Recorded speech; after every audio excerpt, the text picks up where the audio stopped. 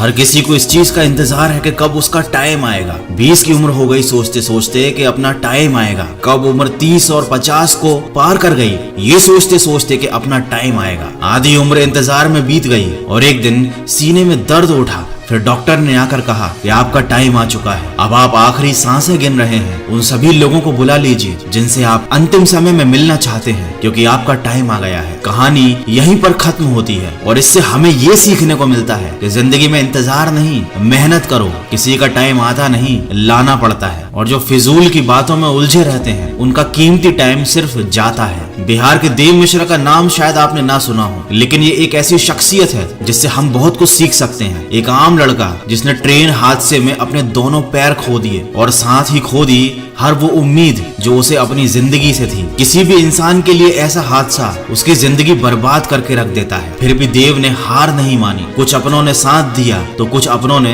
साथ छोड़ दिया, लेकिन उनकी माँ हमेशा उनके साथ रही। कुछ लोगों ने तो यहाँ तक भी कह दिया उनसे कि अब तुम भीख मांगना शुरू कर दो। अरे लोग तो होते ही ऐसे हैं, मुश्किल समय में साथ देना तो दूर अच्छी बातें भी नहीं करते। लेकिन देव ने अपने दम पर जिंदगी जीना शुरू किया। पैर ना होते हुए भी वो अपने पैरों पर खड़े हुए। उन्होंने हार नहीं मानी और आज वो काफी ज्यादा फेमस हैं। देव मिश्रा हम सबके लिए एक मिसाल है कि चाहे जिंदगी हमारे साथ कोई भी खेल खेल जाए, हमें हार नहीं माननी है। एक बड़ी पुरानी कहावत है, किसी का बुरा करना, किसी पर अत्याचार करना एक बहुत बड़ा पाप होता है और अत्याचार सहना उससे भी बड़ा पाप होता है। लेकिन अब मैं आपको एक ऐसी कहावत बताने वाला हूँ जो आपने शायद ना सुनी हो। अगर कोई इंसान जिंदगी में कुछ करना चाहता है, कुछ बनना चाहता है, उसके कुछ सपने हैं और उस इंसान से जाकर ये कह देना कि तुम कुछ नहीं कर सकते, तुम किसी काम के नहीं हो, ये एक बहुत बड़ा पाप होता है। और अगर कोई बात ये आपसे कहता है और आप इस बात को चुपचाप सुनते रहते हो, उस इंसान को इतनी इजाजत देते हो कि वो आपके सामने खड़े होकर आपके हौसले को तोड़ सके, आपसे ये कह सके कि आपसे कुछ नहीं हो सकता, और आप चुपचाप सुनते रहो उसकी बातें,